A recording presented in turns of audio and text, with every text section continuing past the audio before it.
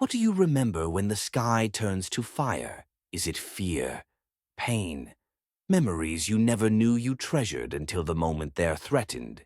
For Aiko Nakamura, 13 and soft-spoken, that question became the quiet shadow that followed her through adulthood. On that night in March 1945, the air in Tokyo tasted of warmth and soot, even before the first siren pierced the calm. Aiko sat beside her grandmother, bent over a half-mended sleeve. The single candle on the table flickered gently, almost peacefully, until a low vibration trembled across the floorboards.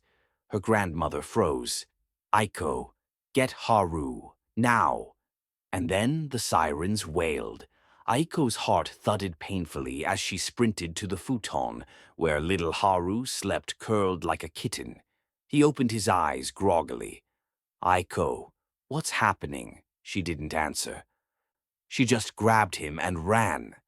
Outside, the sky was already being shredded by the roar of engines. Searchlights cut across the darkness. A moment later, boom! The world lit up like an inferno. The heat, the thunder, the wind that felt like it clawed through skin. Aiko clutched Haru close, her grandmother pushing them along with surprising strength for a woman her age. Everywhere, people screamed, staggered, prayed. The flames weren't flames. They were monstrous, alive, racing across rooftops faster than thought. The air itself seemed to burn. As they fled through narrow alleys, Aiko realized something. If this was the end of the world, it was happening far too quickly for anyone to understand. And in the chaos, one question etched itself into her soul. When everything you love is swallowed by fire, how do you survive the pieces that remain? When dawn finally arrived, the sun rose weakly, like even it was ashamed to shine on the destruction. Tokyo no longer resembled a city. It was a graveyard of charred beams, melted rooftops, and shattered memories. Aiko and Haru dragged themselves through the ruins, coughing in the lingering smoke. Their grandmother had been separated from them in the chaos. They didn't know if she was alive. People wandered aimlessly, faces blank from shock. Amid the rubble, Aiko spotted a boy around her age sitting alone. Dust coated his hair, and he stared at a single burned shoe in his hands, the sole barely hanging by a thread. He tried to stand, but fell instantly, pain twisting his expression. Aiko rushed toward him instinctively. "Are you okay?" she asked. He shook his head slowly, eyes glazed. I lost everything." Aiko hesitated, then held out her hand. "Come with us. You shouldn't be alone." He looked at her hand, unsure, almost afraid to hope. But finally he took it. "My name is Kenji. Kenji Sato." Aiko offered a weak but genuine smile. "I'm Aiko. This is my brother Haru. We'll help each other, okay?" Kenji nodded, though tears clung to his lashes. That broken shoe would become a symbol he carried for years, not of poverty or pain, but of the moment a stranger chose kindness when the world was falling apart. The survivors gathered in a makeshift shelter built from splintered planks and torn sheets. It should have been cold that March morning, but the air was thick with the warmth of smoldering ruins. Ash floated everywhere, soft gray flakes that clung to hair and clothing. Haru lifted his hand to catch them. "It looks like snow," he whispered. Aiko wrapped her arms around him. "It's not snow," Kenji murmured, voice hoarse. "Snow melts. This is—" He didn't finish. Inside the shelter, families huddled together, sharing whatever food they salvaged. A mother tore a single rice ball into 4 pieces for her children. An old man gave his scarf to a shivering stranger. A soldier used his last matches to relight a lantern for the group. Aiko watched these fragile acts of humanity bloom in the ashes and wondered, maybe kindness is the one thing fire can't burn away. Kenji told them about an orchard near his old home. His father used to take him there before the war. "Most of it probably burned," he said quietly, "but maybe something survived. Desperation and faint hope pushed them to go. The walk was long. Burned telephone poles stood like twisted skeletons. The ground was hot beneath their sandals. But when they reached the orchard, they found a strange sort of beauty. Blackened trunks stood like silent guardians. Branches stretched outward as if pleading with the sky, but beneath one tree, nestled among the ash, was a single, bright persimmon. Haru gasped, "Aiko, look!" Aiko picked it up gently, holding it as if it were the last piece of magic in the world. "One fruit won't save us," Kenji said, though his voice was softer. "No," Aiko agreed, "but it means the orchard didn't give up. Neither will we." Kenji stared at her, really stared, and something in his expression melted. For the first time since the bombing, Aiko felt the faintest flicker of warmth inside her chest. A week after the attack, survivors gathered at the riverbank with scraps of paper and wax. They folded lanterns for the dead. Aiko's hands trembled as she placed her lantern onto the water. Haru copied her movements, though he didn't fully understand. The river carried the lights gently, thousands of tiny stars drifting across the dark surface. Kenji released a lantern for his mother, whispering words Aiko couldn't hear. Haru tugged Aiko's sleeve. "Do you think the lanterns find the people they're for?" Aiko swallowed. "I hope so." But as she watched the lights disappear downstream, she realized something important. The lanterns didn't just honor the dead. They reminded the living that even in darkness, light can still be made. Rumors swirled like dust. American soldiers had entered parts of Tokyo. Some survivors were terrified, others hopeful. Many were simply numb. One afternoon, while Aiko collected scrap metal for warmth, she felt someone behind her. When she turned, her breath hitched. A tall young man in an American uniform stood there, hands raised. He said in broken Japanese, "Please, don't run." Haru hid behind her. The soldier knelt, setting a metal canteen on the ground. "I only want to help," he said softly. Aiko didn't believe him. Not at first, but Haru peeked from behind her, studying the soldier's face. "Aiko." He looked sad. Aiko blinked.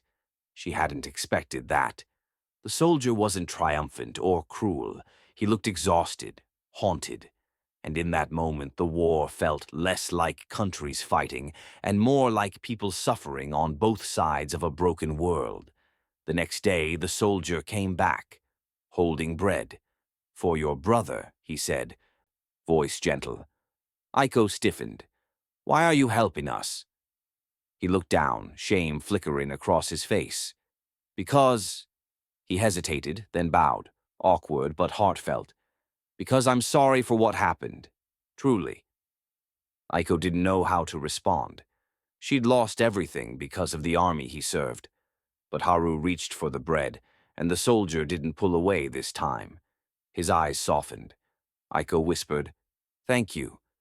And something in the soldier's expression shifted, as if he hadn't expected forgiveness, even in the smallest form. His name, they learned later, was William Harris. When Kenji discovered Aiko had accepted food from William, his reaction was explosive. "He's the reason your grandmother might be dead," he yelled, fists clenched. "He's the reason my home burned." Aiko flinched. "Kenji, he's helping us. He's the enemy." "No," she said firmly. "He's a person, just like us." Kenji stared at her, breath shaky, anger and grief tangled so tightly he couldn't separate them. "He doesn't deserve your kindness," he snapped. Aiko's voice softened. "You say that because you're hurting." Kenji turned away, shoulders trembling. Aiko watched him go, heart heavy. She understood his pain, but she also knew that hatred, once planted, grows faster than any seed of hope. William met Aiko by the river again, but this time something was different. He looked tense, almost vulnerable.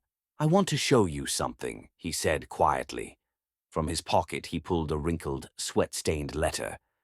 My mother wrote me this before I left, but what's inside? It's my words. He handed it to Aiko. She unfolded it and read, I don't know what kind of person I am anymore. I came here to follow orders, but every night I wonder, am I becoming someone I wouldn't recognize? Aiko felt her chest tighten. William whispered, I don't want to be remembered as a monster. Aiko met his eyes. You're trying to help. That means something. For the first time, William's voice cracked. Does it? After everything I've done, does it really matter? Aiko nodded. Every small good thing matters, especially after great harm. Kenji didn't return to the shelter for 2 days. Aiko worried constantly. About him, about William, about everything unraveling around her. Finally, Kenji appeared in the doorway at dawn, exhausted and trembling. Aiko, he whispered, come with me, please. She followed him across the ruins to a collapsed shed. Inside, on a bed of scraps, lay a badly injured woman, barely breathing. My neighbor, Kenji said, choking on the words. She was trapped. I got her out, but I don't know how to help her. Aiko knelt beside the woman, touching her forehead. Fever, infection. She needed real medical supplies. Kenji's voice cracked. I didn't tell anyone because I didn't want them to lose hope, and I didn't want them to think I failed. Aiko placed a hand over his shaking one. It's okay to be afraid. Courage isn't never feeling fear. It's choosing to move anyway. Kenji's eyes shimmered. What do we do? He whispered. Aiko exhaled. I know someone who can help. Kenji's expression darkened. The American... William? Aiko nodded. Kenji looked torn, rage, grief, fear. But at last he whispered, then, let's try. Because sometimes survival requires trusting the very last person you ever thought you would. Aiko moved quickly through the ruins, her heart pounding at every shadow. Kenji kept pace behind her, torn between fear and conflicted anger. The injured woman, Kenji's neighbor, didn't have much time. They found William in a small clearing near the broken stone remains of an old temple. He was kneeling with his pack open, checking supplies. When he saw Aiko, he stood, startled but relieved. Aiko, what's wrong? Her voice was tight. We need your help. Someone's dying. William didn't ask who. He didn't ask why. He simply grabbed his medical kit and said, lead the way. Kenji watched him warily but didn't resist. When William entered the shed and saw the woman's condition, his expression changed instantly, from soldier to medic, from outsider to human being. She's lost too much blood. There's infection. But I can treat her fever. I might save her. Kenji stepped forward. Why help us? William paused, swallowing hard. Because suffering has no uniform, he said, and because I don't want to be the kind of man who walks away when someone needs saving. For the first time, Kenji's anger faltered. Not gone, just shaken. William worked through the night, sweat beading on his brow, his hands steady despite exhaustion. Aiko and Kenji assisted him however they could. In that abandoned shed, something impossible happened. A Japanese boy, a Japanese girl, and an American soldier fought together for one woman's life. An alliance formed not by politics, but by humanity. By dawn, the woman was breathing easier, but danger surfaced before hope had time to settle. A patrol of American soldiers marched unexpectedly down the street, near the shed. William froze. If they see me treating civilians, they'll assume I've betrayed my orders, he whispered. Aiko grabbed his arm. Go! Now! Kenji hesitated, torn. Why should we protect him? Aiko met his eyes. Because he protected her. Kenji opened his mouth but stopped, and something in him quietly relented. They slipped out the back door. The alleyways were narrow and dangerous, broken walls leaning like drunks. Aiko led them down twisting paths she knew well, but soldiers' voices grew louder. William whispered, "If they catch me with you—" "No," Aiko said firmly. "We're not letting them take you." The three sprinted across a half-collapsed bridge. Dust rained from above like gray snow. Haru, woken by the commotion from another street, saw Aiko racing with Kenji and William and shouted her name, but she pressed a finger to her lips. The soldier patrol approached, footsteps echoing. Aiko grabbed William's hand and pulled him behind a toppled wagon. Kenji crouched on the other side, holding his breath. The patrol passed, boots thudding. One soldier paused, glancing toward the wagon. Aiko's heartbeat roared in her ears. At last the man turned away. They waited until the footsteps faded, then exhaled as one. That narrow escape bound their fates even tighter. For 2 days, William returned quietly to treat the injured woman, risking punishment each time. But on the third morning, when Aiko arrived at the shed, she found Kenji sitting outside, head bowed. "Kenji," she whispered. He didn't answer. Aiko entered and froze. The woman was gone. She had slipped away in the night, quietly, like a candle finally burning out after fighting too long against the dark. Aiko covered her mouth. "I'm so sorry," Kenji's voice cracked. "I thought saving her would make everything make sense, but I couldn't even—" Aiko knelt beside him. "You gave her a chance. You didn't let her die alone." William arrived moments later and, seeing the empty bed, lowered his head. His jaw tightened, not out of anger, but grief. "That's war," he whispered. "It steals the good people first." Kenji didn't lash out this time. Instead, he asked quietly, "Does it ever stop hurting?" William sat beside him. "No, but helping someone else makes the hurting mean something." For the first time, they mourned together, not as Japanese and American, but as human beings shaped by the same wounds. As weeks passed, Tokyo began shifting from crisis to survival.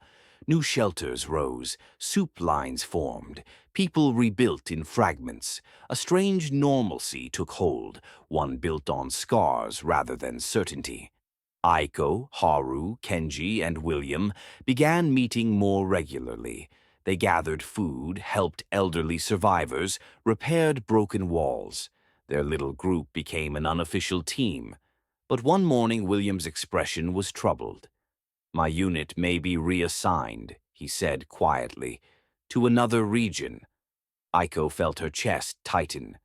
"But you've done so much here." William smiled sadly. "Sometimes doing the right thing isn't enough to stay where you belong." Haru looked up at him with wide, anxious eyes. "Will you come back?" William knelt so he was eye level with the boy. "I'll try my best." But Aiko could hear the uncertainty behind his words, and it frightened her more than she expected. One afternoon, Kenji and Aiko walked along the river, the same river that once carried their lanterns for the lost. Kenji kept glancing sideways at her, fidgeting. Finally, he blurted, "Aiko, I owe you something." She raised an eyebrow. "You don't owe me anything." "No," he said, voice trembling. "I owe you honesty." He stopped walking. "I was jealous of William." Aiko blinked, surprised. Jealous? Of the young American who carried guilt like a second uniform? Kenji continued, "He changed you. Or maybe you let him change you. You look at him like the world isn't just good and bad anymore. And he clenched his fists. "I didn't want to lose you." Aiko softened. "You didn't lose me. You never will." Kenji's eyes shone. "I was so angry, not at him, at everything, at what happened, at how unfair life is. But I see now, anger doesn't rebuild anything. It just burns what's left." She touched his shoulder gently. "You grew, Kenji. That matters." And for the first time since the attack, Kenji felt something like peace. William asked Aiko, Kenji, and Haru to meet him by the river at sunset. Lanterns glowed faintly across the water's surface, fewer than the night of morning, but still enough to cast reflections of golden hope. William stood waiting, holding something wrapped in cloth. When they reached him, he spoke softly. "I'm leaving tomorrow morning." Haru grabbed his sleeve. "No, you said you'd try." "I did try," William whispered. "But soldiers don't choose where they go." Kenji stepped closer. "Wherever you go, you're not our enemy anymore." William's throat bobbed. He unwrapped the cloth, revealing a small wooden carving, two hands reaching for each other. "My father made this for me," William said. "He told me it meant that even in war, connection is stronger than destruction." He placed the carving gently into Aiko's hands. "I want you to have it, so you remember that not all of us wanted to be part of the violence." Aiko couldn't speak. Her chest felt full and empty all at once. William looked at each of them, his eyes full of both gratitude and regret. "You saved me," he said quietly. "Not physically, but here." He touched his chest. "You reminded me that I could still be good." And as the lanterns drifted down the river, they stood together, knowing a chapter of their lives was closing forever. The next day, William was gone. His absence echoed through the ruins like a missing heartbeat. Aiko visited the bridge where they had first seen the lanterns drift away. She held the wooden carving in her palm, tracing its edges. Kenji joined her silently. Haru stood on her other side. The river rippled beneath them, carrying memories in its waters, pain, hope, and everything in between. Aiko exhaled softly. "Someday," she said, "we'll tell people about this time, not just the destruction, but the kindness we found." Kenji nodded. "And the courage," Haru added. "And William." Aiko's eyes warmed. "Yes, especially William." The river continued to flow, always forward, always carrying what came before. Just like them, time moved on. Tokyo rebuilt slowly, painfully. New homes rose where ruins once stood. New laughter echoed where cries had filled the air. Aiko grew into a strong, compassionate young woman. Kenji became her closest companion, her anchor. Haru grew up bright, hopeful, and wiser than his years. Together, they turned the abandoned orchard into a community garden. They planted persimmon trees, cherry trees, plum trees. Each one symbolized a life, a memory, a hope. People came from all over the district to help. They said the orchard brought peace, a reminder that something good could grow even in burned soil. Every spring, blossoms covered the branches like scattered pieces of the sky. Aiko kept the wooden carving in her small home, displayed where everyone could see it. Visitors asked about it sometimes. She always said the same thing. "It's a reminder that even in war, there were moments of humanity." 15 years later, on a rainy afternoon, Aiko, now a teacher, was preparing her classroom when a knock sounded at the door. A tall man stood there, soaked from the rain, his hair graying at the temples.